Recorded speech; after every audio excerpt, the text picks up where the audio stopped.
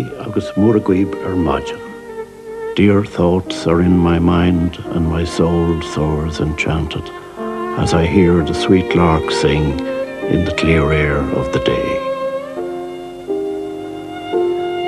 Each single programme of Ciarán's was not a big bid, but each single programme over a lifetime, knitted into a single thought, has made a big meaning and has changed our generation's sense of Irish music and has helped us to trust in the goodness of Irish life, I think.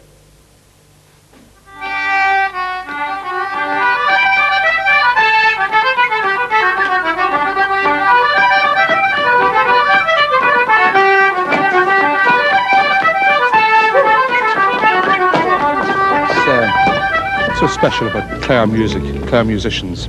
Well, I think the short answer is there's quantity and quality. Quantity in the sense that there are hundreds of musicians in this part of the country, and the music is of a very high standard.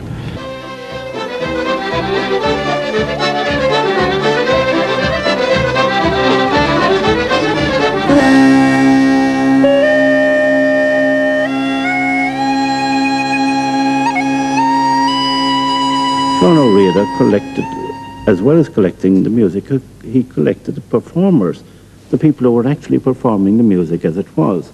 Before that, it was all written down and given over to the drawing rooms in Dublin. And I think this is important, that you collected not just the music, but the performance and the style of the people, and that you were interested in the people who performed this music in the traditional way, as well as the music itself. And for my own little small part, you know, I did it in one great way. I went down collecting music, and in one very particular case, I collected not just the songs, but I collected the person who was singing it and married her. Well, that's... Sarah Hanna so, and she in the forest litter. Oh, Magrahar Eamon, when any dear talker and Fakena. The forest litter o Eamon, August, infant litter duce, whatever.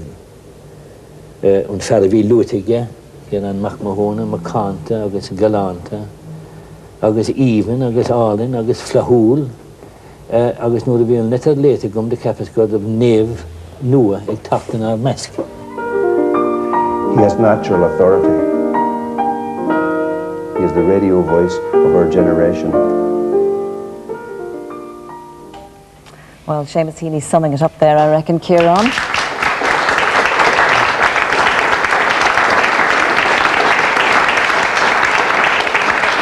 The radio voice of a generation.